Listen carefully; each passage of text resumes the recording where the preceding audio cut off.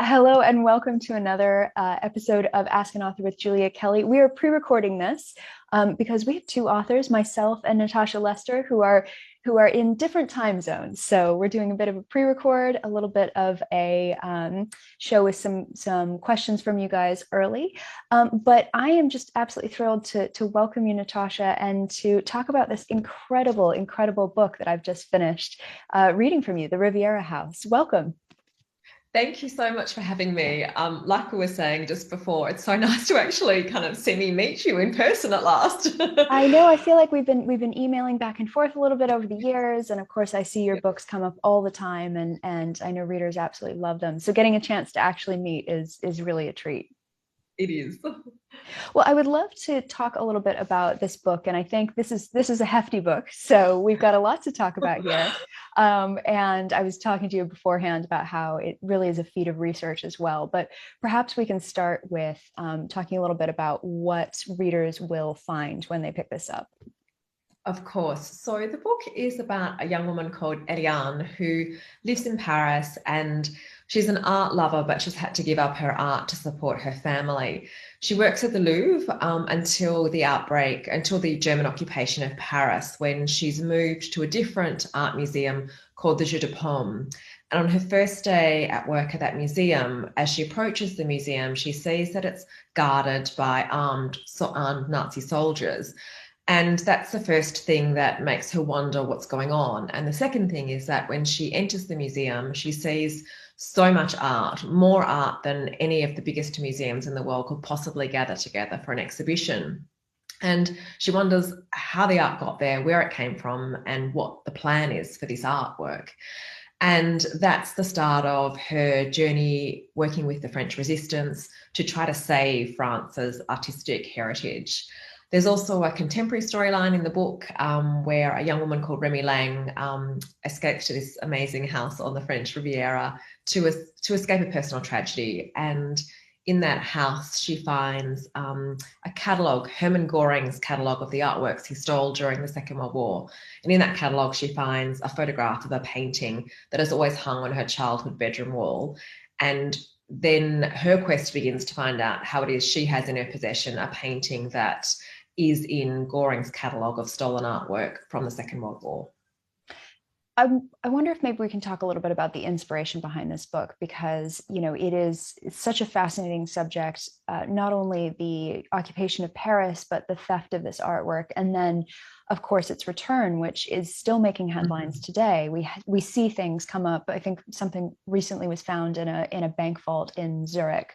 And so can you talk a little bit about how you came across the idea of working and setting this in that art world in Paris during the occupation? Of course. So I first heard about Rose Valland, who is one of the real life people in the book, in Anne Seber's amazing work of nonfiction called Les Parisiennes, How the Women of Paris Lived, Loved and Died in the 1940s. And she talks about a number of different Parisian women in that, and Rose Valland is one. And I had never heard of Rose until I saw this mention of her in Anne Seber's book. And what the brief summary there was that Rose had worked in the Jeu de Paume Museum and had pretended not to speak German so that she could continue to work there and spy on the Nazis' art thieving. And that she did that throughout the war at great risk of her life. She got fired multiple times from the museum because the Nazis became suspicious of what she was doing. Colonel von Boer, the head of the ERR, the organization that was kind of, in charge of art thieving, told her at one stage he would take her to the border and liquidate her. But she kept going, recording the details of the stolen paintings, who they'd been stolen from, the names of the artists, where the paintings were being sent to, because there was kind of coded destinations that the paintings were being shipped out to. And I just was really fascinated by the idea of a woman risking her life for artwork, because we so often, when we read stories about the French resistance, it's about all of the incredible bravery in saving people, whether they be, downed Allied pilots or Jewish families. But I hadn't read a book about a woman trying to save art, and I wanted to dig into that and kind of explore that. So that was really where the initial impulse came from, discovering this person called Rose Valland who had been lost to history a little bit, I think, Mhm. and I wanted to write about her in some way. Why the decision to not make Rose the central character of the book, but instead have Elian? Is that right? Yes, Uh, that's right. Yeah. yeah, as our character who's sort of we're following through this world. Yes, that's a very good question. I think in some ways, real people's life arcs or their own narrative arcs are sometimes difficult to massage into a story. And Rose's is an amazing life story, but with a lot of my books, I know that readers really love to have these kind of love stories in there, and that was going to be harder to do with Rose. So I made the decision to, create a character alongside Rose whose life I could make up and manipulate. I didn't want to layer in any untruths into Rose's life. So for me, the easiest way to create a story that would kind of have the hallmarks of a Natasha Lester book, I suppose, Yes. was to make up a character who could work with Rose, but would hopefully still allow Rose's bravery and how inspiring she was to shine through. I think the blending of fiction and fact is sometimes one of my favorite parts. I love reading acknowledgments and I love reading author's Yes. notes where an author goes in and says, this is a real person, this wasn't. This is an amalgamation of several characters. And I think for me, there's a lot of fun in kind of trying to figure out where those decisions were made. Yes, I love that too. And in fact, I'm one of those people who usually reads the acknowledgements and the author's note before I read the actual Same. book because I find that part equally as fascinating. No, I know it's well, the acknowledgments I love in general because it's usually where people thank their loved ones. And I Exactly. think as an author, you know that no book is published in a vacuum. There are people working on it, there are people supporting the author, all of those things. And I think it's nice to sort of know that as you're reading the book. But the author's notes are usually fascinating because it's where we get to put all of our research that we didn't necessarily get to explore in the actual book, but all the background work. Yeah, absolutely. No, I love writing those author's notes, and I love how many emails from readers I get Mhm. about them and how many readers actually do read them. Yeah. And in fact, some people almost say, I sometimes just read your book because I also want to read this great author's note at the end, which I love. And I love when they say, they went and read some of the books that I've referenced or went and Googled Rose Valland and the Nazi art thefts and different things like that online because the book kind of encouraged them to want to find out more. And I think Mhm. that's the best compliment of all we can ever get as writers. It really is. Well, perhaps we can talk a little bit about the character of Eliane and sort of who she is when we meet her in this book and who she becomes, because she does go through quite a journey. Yes, of course. So when the book opens, Eliane is an art lover who had wanted to be a painter but doesn't have the time to do that because she is really in charge of feeding and supporting her family. Mm. Her mum and dad own a Parisian brasserie that doesn't make very much money. And she has four sisters to look after, who she's been basically, caring for since she was 15. And then over the course of the book, we see Eliane grow up quite a lot, actually, as she has to struggle through on her own the terrible conditions that Parisians in Paris faced during the Second World War with rationing, hunger, food difficult to come by, intense cold, no heat, coal impossible to find, etc. And we also experience her budding friendship with Rose and how that Mhm. kind of transforms her life. And Eliane also has a brother, Luke, who's a really important part of her life too. And he kind of has a shared passion with her for art, which kind of bonds them together, I guess. She strikes me as the character who's the responsible one holding the family together and maybe has deferred some of her own ambitions and her own dreams, especially at the beginning of this book. But she really steps into taking a really important role in these little acts of resistance at this art museum. Yes, and I loved, I hadn't really written a character before who had a large family and who had these amazing kind of, sisterly bonds and brotherly bonds. And so I really loved exploring that part of things, particularly with Eliane's sister Angelique, who she's probably closest to for a number of reasons, which I won't kind of throw any plot spoilers in there. So yeah, it was really lovely to to do that and to kind of give Eliane that responsibility for being the figurehead of the family in a way that I hadn't really been able to explore with a character before. So it was a lot of fun. I might need to take a page from your book because my family, it's a running joke that nobody's parents are ever alive in my books and nobody has any siblings, even though I have a really wonderful, loving family. And part of it is because I think sometimes it can be easy to isolate a character a little bit and then have them create a world around them, create a found family. But having that family already in place, it just brings a completely different set of worries and responsibilities and all of those things when war does come in and of course change everybody's life. So true. Look, in most of my books, my characters don't have parents either. I kill them off. I'm glad it's not They're just me. adopted, they don't exist because it's so hard. Parents just do make things complicated, don't they? There's suddenly these bonds that you have to take into account. And so actually getting rid of them at the start is often a lot easier. And I keep saying to my mum, I don't mean anything by it. I'm not planning to kind of do away with her in the middle of the night. I'm going to send this to my parents and be like, I really love you. It's not just me, I promise. That's right. Yes. What about the men in Eliane's life? Because it struck me that there's a bit of disappointment. It's especially in the beginning with her father and with her brother, who sort of is living the life that she maybe would have wanted to live. Not quite an exact. She wouldn't maybe go about doing it in the same way, but she has artistic ambitions, and so does her brother. But he's able to act on them in a way that she isn't. Yeah, I think, for me, I wanted to look at what was really emblematic of Parisian society at that point in time, because, women couldn't even vote in Paris at that time, in France at that time. So they were really, second-class citizens.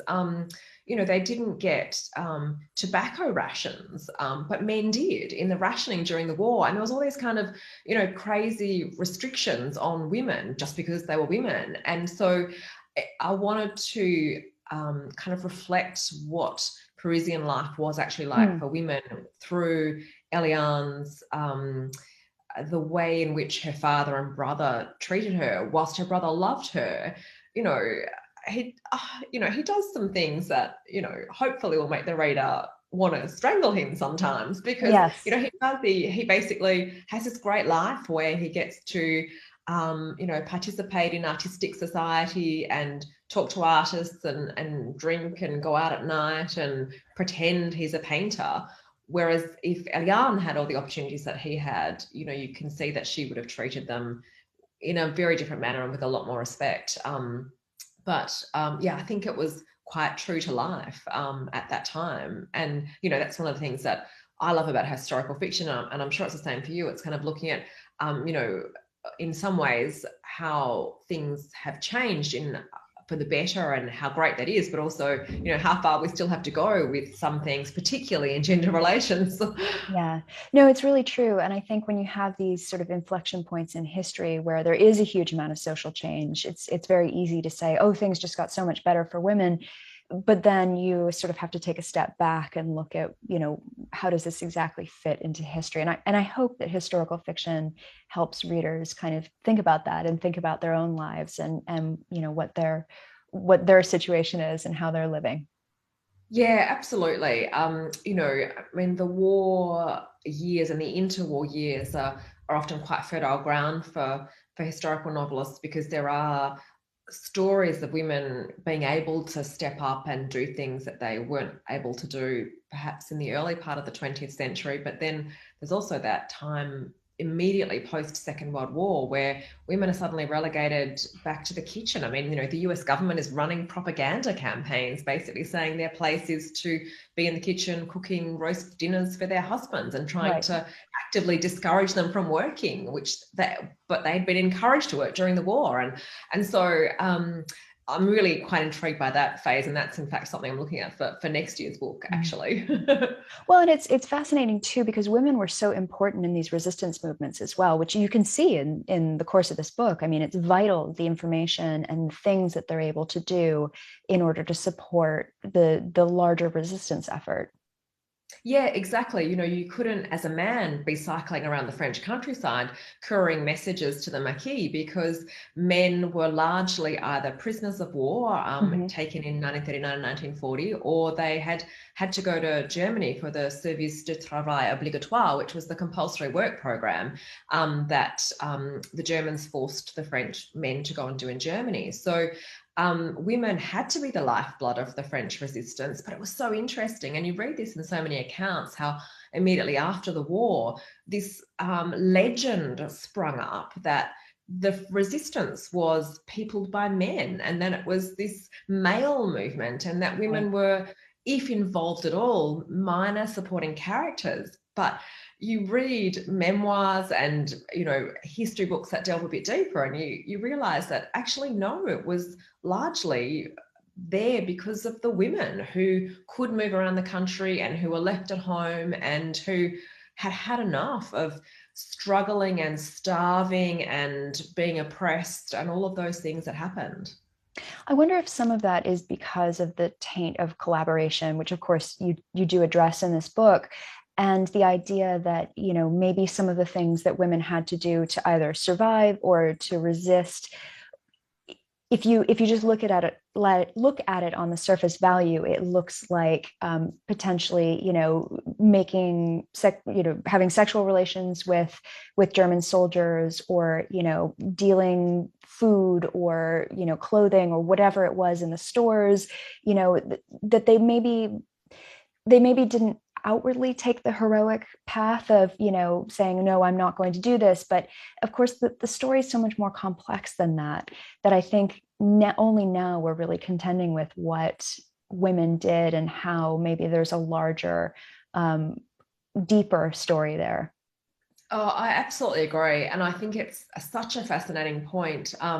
You only have to read those accounts of les tendus, the women who were shaved and Mhm. stripped and paraded through the streets in 1944 in Paris, and how the resistance was hungry for a symbol that France had not been cowardly during the war. And so Yeah. this was a way of showing how strong they were, was to take women down for, you know, being forced into being sexual slaves of Nazis and things like that. They didn't have a choice a lot of the time, or they had 5, 6, 7, 8 children to feed. And of course, what would you do in order to feed your family? Those are the kinds of questions that weren't asked at that point in time. It was just easier to say that the women were in the wrong and to use them as a symbol of, France's kind of bravery and heroism. And, particularly disturbing are those accounts of the people men who suddenly became patriotic resistors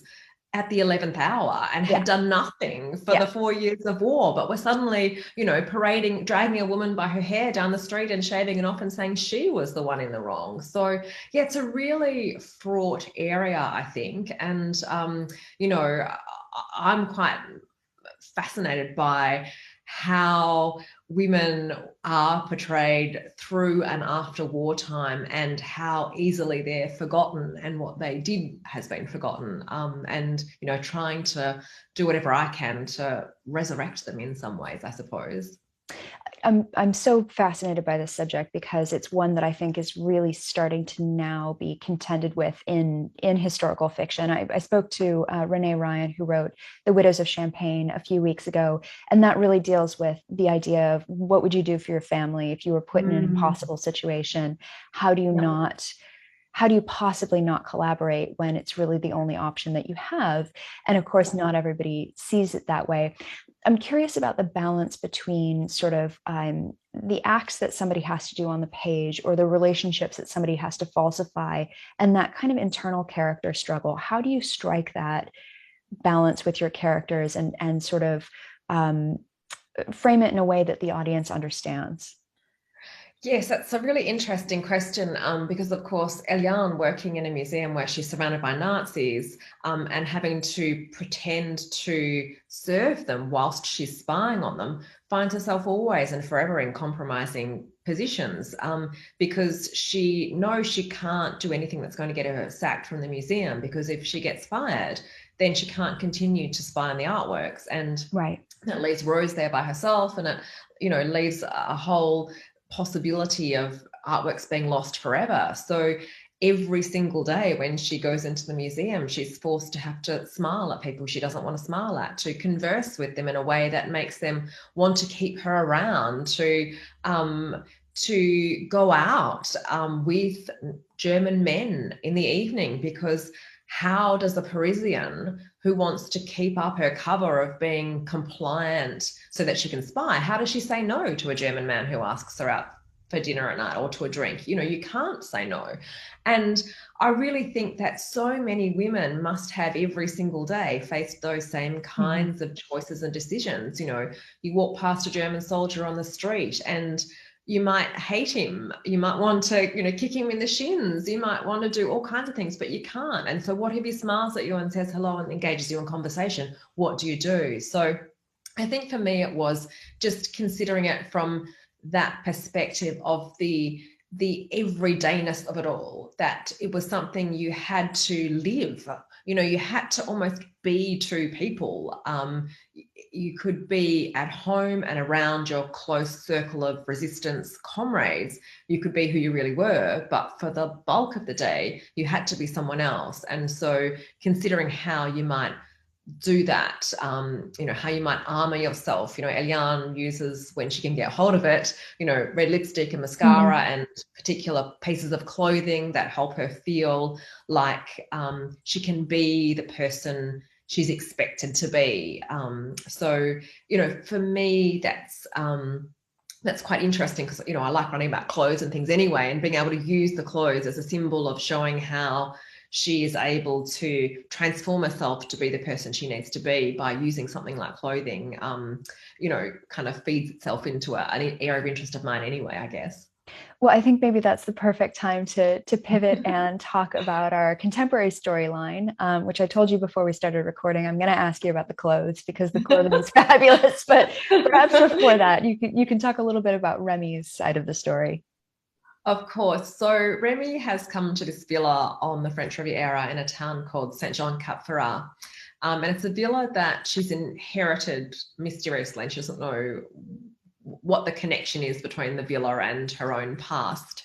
But she's come to this villa to overcome a personal tragedy, and she's working on a lookbook, which is a photographic kind of document showing all the vintage fashion pieces that she's currently selling, because she sells vintage fashion.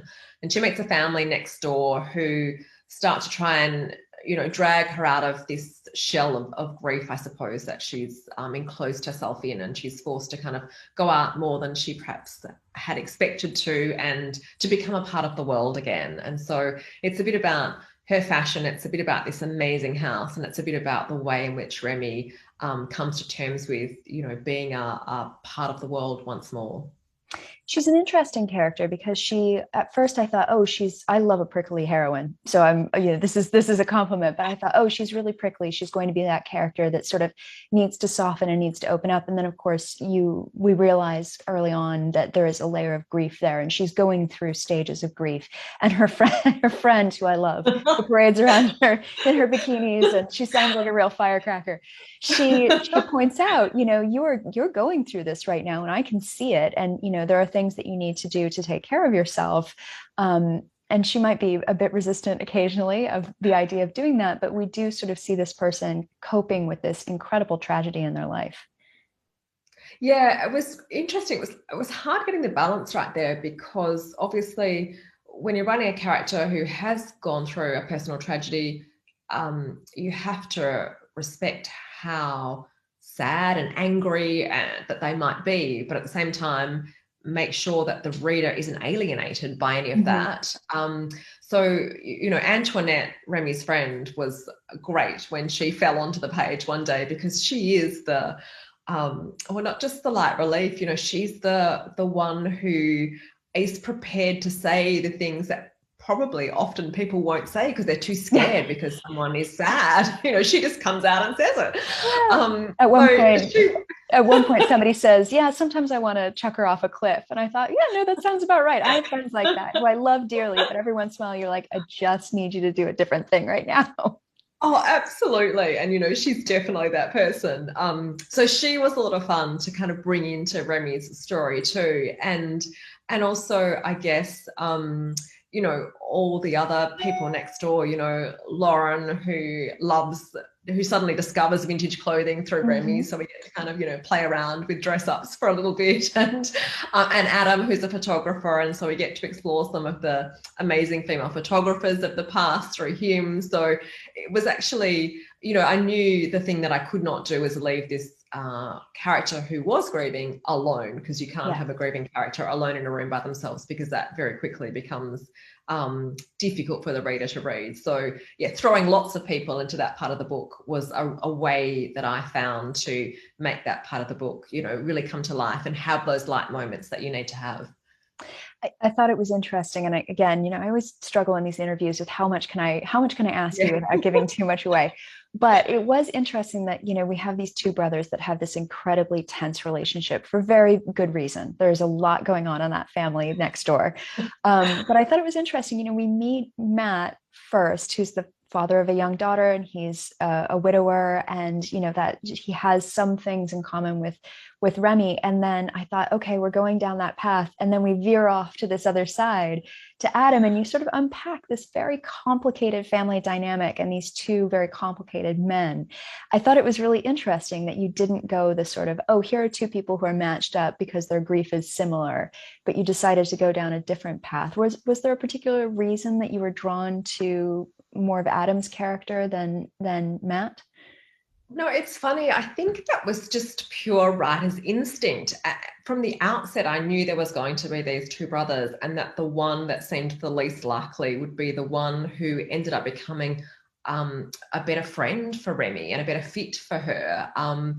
And so, yeah, it's, sometimes when you write, you don't really know why you're doing something, but something tells you to do it that way. And that was the experience I had with those two brothers. And from the minute Matt appears on the page in that first chapter where Remy encounters him and his daughter on the beach, it was like, no, this is not the person she's going to form that really strong friendship with. It's going to be this other guy, the one who sneaks in and uses her sun lounger in the mornings to escape his family and make his way through Penguin classics. I did love his idea of a good time on a holiday, or his escape is a box of books and a sun lounger and occasionally swimming, which honestly sounds great, especially at that house. Oh, and especially at this time now when, we can't travel and we can't just go and lie on sun lounges on the French Riviera. So I was actually quite glad after I'd written that book, because I was writing it pre-COVID. I was thinking, oh, well, actually, this might be a nice escape for readers at this time. No, it's really incredible. And it did make me miss that area of France. It made me miss France in general. And I'm not very far away. So one day I'll get down there again. But one thing that I thought was wonderful about this book is you really weave fashion into it, and actually there are touches of it, of course, in the 1940s timeline as well, although not kind of maybe the names that we'd recognize. I always imagine those clothes to be much more handmade, but this is truly a love letter to sort of mid-century, especially, or at least I thought it was mid-century fashion and vintage clothing. Can you talk a little bit about deciding to go that route? And then I know you have a personal interest in it as well. Yes, so I think that one of the things I do as a writer is I give my characters jobs that I'd quite like to have myself if I wasn't a writer. So for this one, it was like, okay, what other fabulous fashion job can I come up with? And at the time I had been following a lot of vintage fashion sellers on Instagram and, buying the odd piece from them. And I thought, right, that's what she's going to do. So, I suppose my love of fashion probably started when I was living in London, in fact, in the late 90s. And there was this amazing vintage fashion store called Steinberg and Tolkien on the King's Road in Chelsea. And It doesn't exist anymore I was going because, to say, I'm like writing down names I here. know, I know, no, because all the bricks and mortar vintage clothes stores are pretty much closed down now. So I used to go there every weekend, and she had this amazing collection of, delicate pieces from, the 1900s and 1910s and 1920s right through until 1960s, 1970s. And I would just go there and draw. I couldn't afford any of them at the time, but I would just go there every weekend. It was like a museum Yeah, almost. And I would also go to the Victorian Albert Museum, and because they always had a beautiful of course. fashion exhibition, and the museum up at Bath too. And I just lived in fashion history, I guess, when I was in London. I started collecting books about fashion history. And so that kind of love just grew. And so every time I write a book, I sneak in this kind of fashion job in some way that I can. And, I just thought it would be lots of fun to be in a house on the French Riviera surrounded by amazing vintage garments, and to just have as your job the job of photographing them on yourself beautifully. Oh my God, Right? how amazing would that Sounds really nice. be? Absolutely. So it was really just wish fulfillment on my part, I suppose. Sometimes that's what we get to do. If we can't have the job ourselves, we'll put it in a book and research it and, dream up something that would work for a character. Oh, absolutely. And it meant that I got to kind of, write about the pieces I was kind of eyeing off at the time. Like I was eyeing off this amazing Poochie jumpsuit. And so Poochie palazzo pajamas got in the book. And Yes, I noticed all that. things like that. That was lots of fun. Well, I'm going to have to get the names of some of the people you follow on Instagram offline because Yes. as I told you, I have a very, very small collection of things that's slowly growing, mostly handbags at this point. But Yeah. yeah, I do love them. Oh, me too. And my collection is not big by any means either, because, vintage clothing can be ridiculously expensive as well. And it's also hard to come by things that are going to fit you as well. Yes. Vintage sizing is quite different. I've been lucky enough to get a couple of beautiful Claire McCardle sundresses. She's an American designer from the 1950s who I adore, and they're probably my most prized possessions, I would say. Yeah, it's tricky also since undergarments are not typically, especially if you love that sort of, I love the 50s hourglass figuring Yeah. and realized those ladies were strapped in. It was it was something else. They sure were, girdles and corsets and all the things that we don't have access to anymore. Put Exactly. Spanx to shame. Exactly. It's heavy duty undergarments under some of those things. So, well, I think I have to ask a reader question here. Arthur says, did you get to explore new parts of France while writing this book? And which location ended up being the most inspirational for you? So I did get to explore new parts of France. When I went over there specifically to research this book in December 2018, I knew that I wanted to set the contemporary storyline and part of the historical on the French Riviera, but I didn't know exactly which town because I hadn't actually been to the French Riviera for about a decade. And Mm, so my memories of it were quite hazy. And I don't like just going and choosing a town on Google Maps. I don't think it's quite the same as having right. been there yourself. So that meant basically just, hiring the car and driving into the towns that I'd kind of looked up as having perhaps the right kind of feel. And we'd driven through a few, and then we wanted to go to St. John Cap Ferrat because I wanted to look at the Villa Efrosi de Rothschild, which is a house that sits kind of on a hill in the middle of town. And it's the house that Remy's house in the book is basically based on. And so as soon as we drove into the town, I was like, oh my God, I think this is it. This is my town, because it has this cap out that juts out into the water. And around Ah, the cap is this path that's carved into the bottom of the cliffs. And so you have these stone steps that are, again, carved into the cliff face that come down to the path, which then feeds down into the water, into the ocean. And the houses are all up high and they're amazing mhm. and private, and you can't really see them, but you can get glimpses of them, and they just look amazing. And so I was like, oh, this is the place.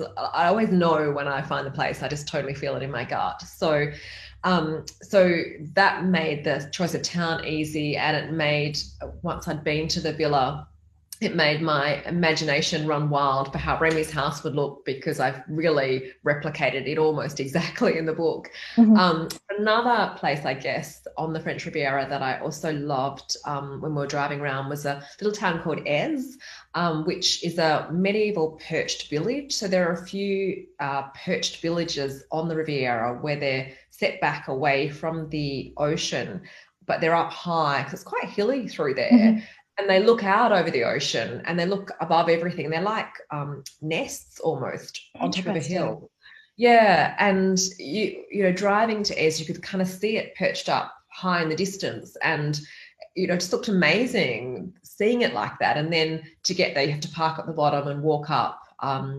And to get into the town, you basically go through the old medieval wall. There's a potern, or a doorway, an arched doorway there that you enter through. And then this tiny, charming, completely French town that is literally magical. And so I thought, well, it would just be such a shame if Remy and Adam didn't go and visit this town one day and have an amazing time exploring it, just like I did. So Yes. I got to write about that as well in the book. Oh, wonderful. Well, I'm so glad you got to actually do some on the ground research, because a few people I've spoken to, of course, with the pandemic and COVID and everything that's happened, it's really been, I think, a struggle to do some of those more traditional on the ground, go and experience it, breathe it, smell it, see everything, feel how the sun feels. So it's really, it shows through in the book that you've been there and you've experienced it, and it's really a wonderful set of details. Yeah, I was so lucky that I hadn't, put that research trip off or anything like that, because you're right, nothing replaces being on the ground. And I think it's going to be really interesting over the next sort of 6 months to a year to look at the historical fiction that's coming out, because so many writers have said they've had to postpone an idea they wanted to write about because they physically couldn't go and research that during COVID, and still really now can't go and do that. So I think it's interesting how something like a pandemic can influence the kinds of stories that are now going to be published, simply because of the restrictions we've had in being able to get around. I mean, one of the things I found really lovely is how helpful archivists have been in recognizing that people can't travel to the archives, Yes. and how you email them now, and they basically go in and scan everything you need and email it to you. I've had that happen so many times, whereas before, you used to have to go, if it wasn't already digitized, you'd have to go and sit in the reading room and look through it yourself. So it's so generous and so lovely how people are realizing here are these limitations on these writers. How can I help them? Which I just think is fabulous and I love. I'm so glad you talked about the archives, because I got to ask you, I know you say that your French got a lot better for this book. This must have been quite the feat of research, because it is so detailed. And I imagine there's so many things that are specifically in French that you don't necessarily have in translation at the moment. And you're drawing on a lot of archival work, and you're drawing on a lot of, like I said, untranslated catalog work. For instance, I think you mentioned in your author's note that the actual catalog that they find in the book is only in French. Yeah. Yeah, and also Rose Valland wrote a memoir, which is fabulous, because I always love going to the characters' Mm. source documents, but it's not been translated into English. It's only available in French. So, I mean, luckily I do read French. I mean, I'm not fluent. I speak it. Speak it at sort of university level, but not, it's not my maternal language, obviously. Sure. So I had to read her book one chapter a day, really, because any more than that, just my mind, it would just become too much for me. So I did make my way through that very slowly, and the catalogue is only in French, and Mm. also all of Rose's letters to Monsieur Jacques Jaujard, the director of the Louvre, and all of her notebooks about the stolen paintings, they're all held at the Musée National Archives. But they're of course all in French because she wrote in French. So to look through all of those kinds of things, you have to have that understanding of, or be able to employ someone who can do that for you. But I always love to be able to do that myself. So I'm very lucky that, I did study French in high school, and I kept it up, and I worked for French companies. I worked for L'Oréal Paris for a number of years. So thank goodness, because I don't know how I would have written this book without that.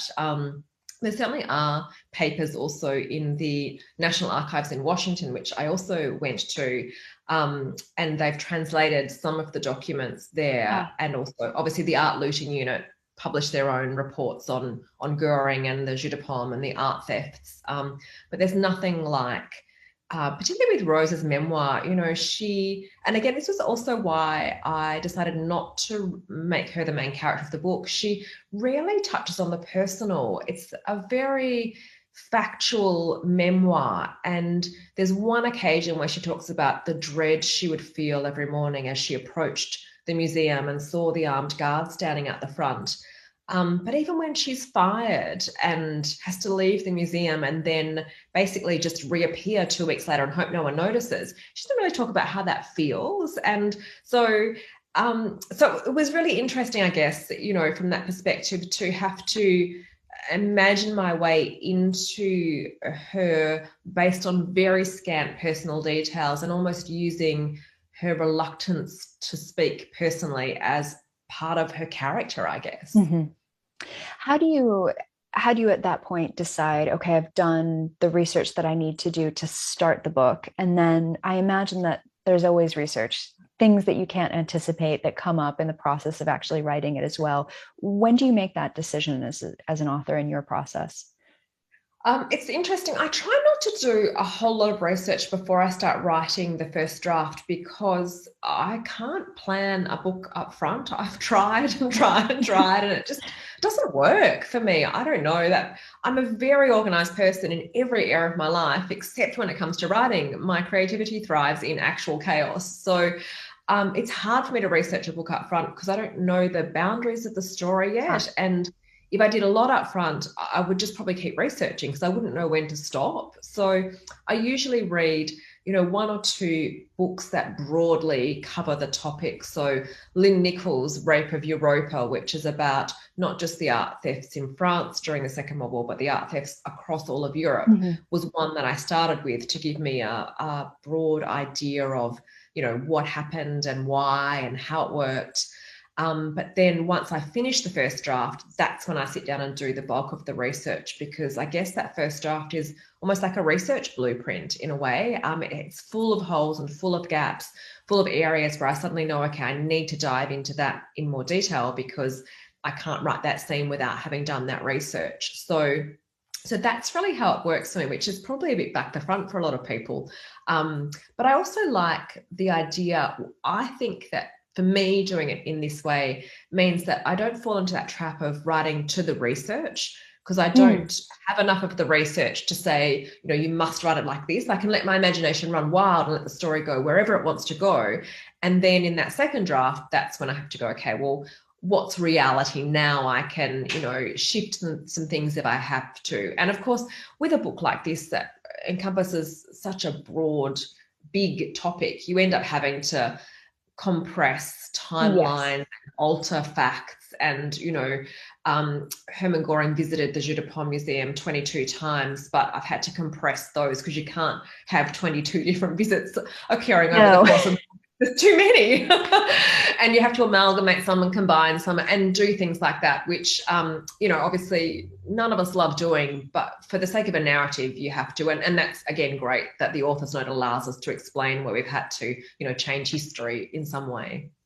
Yeah, I think it's an interesting question of, where do you pull yourself back and sort of make changes.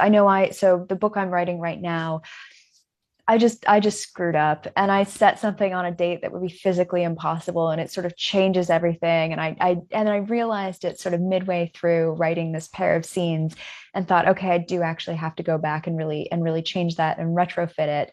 But then there are instances where I've thought, okay, that is something that's far enough away from sort of everybody's collective reality that maybe I can tweak it a little bit. And there are certain things where you think to yourself, that's one that has to change, and that's one that I can fudge the lines a little bit.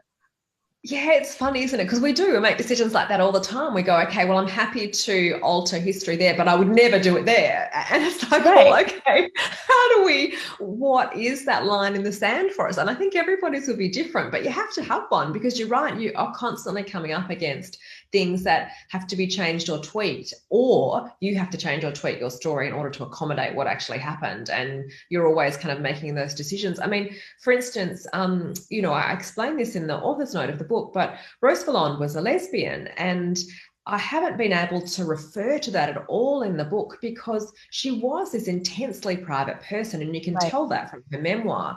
And she didn't acknowledge her partner until after her partner had died, and she interred her in the family vault.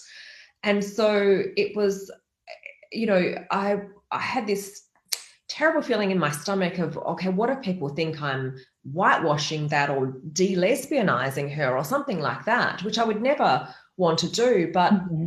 the fact is, she's involved in secret work spying on Nazis who are going to kill her if they find out what she's doing. And also, at that time, homosexuality was something you could get put in prison for. So Right. Rose isn't going to go around talking about that and telling anybody about the personal side of her life. And also, because she was so reticent in her memoir to talk about the personal, in the book, she's like that too. She doesn't give Eliane many facts about her life outside the museum. And so you're kind of trying to be true to the character in a situation like that while knowing that you're leaving something out that in this day and age, you know, you don't want to be leaving out those kinds of things, but you can't justify including it in the story because you just know it wouldn't have been something she would have talked about because it would have meant that she would get thrown in jail. So yeah, Yeah, there are all those absolutely. kinds of things as well. Well, and Yeah, of course, if it had been discovered by the Nazis, she would have been sent to a concentration camp and in all exactly. likelihood killed. So, you know, I think it's really difficult, and I think it's one of those things where you do have to balance which story are you telling. And I always think it's interesting speaking to people who either base books around entirely around people who actually existed, or again are doing that kind of amalgamation of you know, several people to create a character, because it is a snapshot of a period of time, right? Even though, you know, we follow these characters for a while, it's not the course of somebody's entire life. We meet them at a point and then we leave them at a point when the book finishes.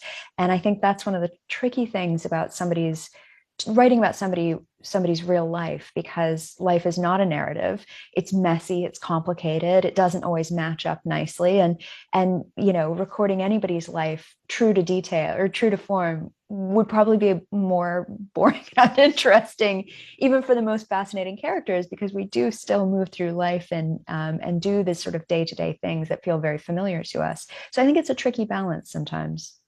Yeah, it is. You know, we don't have amazing dramatic narrative arcs with crisis moments and conflict in the right places. You know, nobody does. God damn No, no. it. If we did, our life as writers would be so much easier. Absolutely. Then it would be just present itself. We just have to put it That's on the right, page. exactly. Don't I even guess be everyone building these would be a narratives. writer if that was the case. Yes, exactly, exactly. No, but I think it's an interesting question to have to contend with and think about. Certainly. Mm, yeah, definitely. Well, I have to ask, of course, as with every interview, people always want to know, what are you reading right now, or what are you recommending to people as you do these interviews? I've actually just finished reading a book by Emily Henry, who I read her book Beach Read last year, and it's this great funny rom-com, I suppose you would Mhm. categorize it as. And she's just written a book called, it's got two different titles, so I'm not sure which Yes, title it has in the US and which one it has in Australia, but here it's yes. called You and Me on Vacation. I think it's also called People You Meet on Yeah, Vacation. so that's the Yeah, British title, and People You Meet on Vacation, I think, is the American title. Because I right. also have had an eye on this. I haven't read it yet, but Yeah, okay. Oh, it's great. I just think she does the rom-com so beautifully. It's funny, and I had just been reading a whole lot of heavy research stuff, and I wanted something I could just you know, dive into like a warm bubble bath and laugh with. And she's very Mhm. funny too. So I really enjoyed that a lot. And the other book I'm reading is a book called Migrations by, I don't actually know how to pronounce her surname. It's Charlotte McConaughey, I think, but she's Irish, so I probably have mispronounced that. I'm Mhm. very sorry.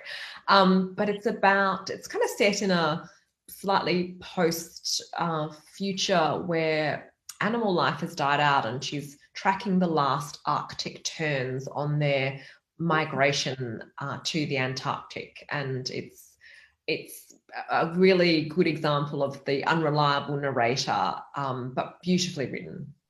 Oh, wonderful. I haven't heard of that one. I'll have to keep an Mm, eye out. yeah, it's Fantastic. amazing. Well, I have to also ask you, of course, can we get a preview of what you're working on next, or is that something that you can't talk about? Oh no, you can absolutely ask about that. So I'm just in the structural edit phase of that now. So hopefully that'll be coming out next year. I don't actually know what it's going to be called yet. We're still negotiating titles Yeah, between all the different publishers, I as know you that. do. But oh, of course, because you're published in multiple simultaneously in multiple countries, so you have to figure out what fits. Yeah, absolutely. And everyone has a slightly different idea of what will work for their market. So there is a lot of negotiation, we'll call it, that goes on.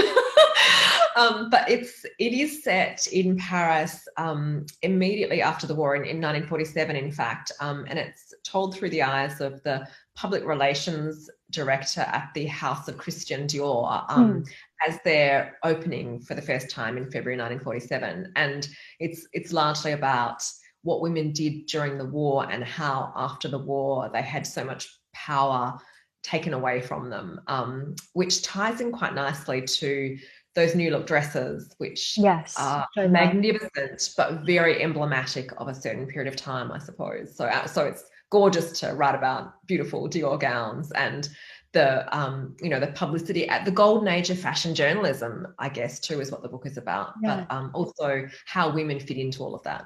Oh, wonderful. I'm very excited to hear that. I was able to take my mother before the pandemic to the Dior exhibit at the V&A here. Mm. And it was just incredible seeing all these legendary gowns that you've heard so much about and understanding a little bit of the history of the fashion house. But I'm sure that's going to be just wonderful. I can't wait. Oh, thank you. Yes, wasn't it a wonderful exhibition? I saw the same one in Paris the year before, Mhm. and it was just astonishing and jaw-dropping, and I wanted to wear all of them. Yes. I think we shared that. Yes. Wonderful. Well, can you tell us where people can find the Riviera House and where they can find you online in case they want to go ahead and follow along? Of course. So I am on Instagram and Facebook as Natasha Lester Author. I also have a website, natashalester.com.au, because I'm in Australia. And the book is released on the 1st of September in all good bookshops. Wonderful. Well, congratulations. It really is a fantastic book, and I know people are going to absolutely love it. So, Thank you congratulations so again. much for having me. It was so lovely to be able to chat to you, kind of face to face via Zoom. And it's lovely to be able to, meet virtually all of your readers as well through this. Oh, wonderful. Well, thank you so much. And thank you guys for watching. We really appreciate it.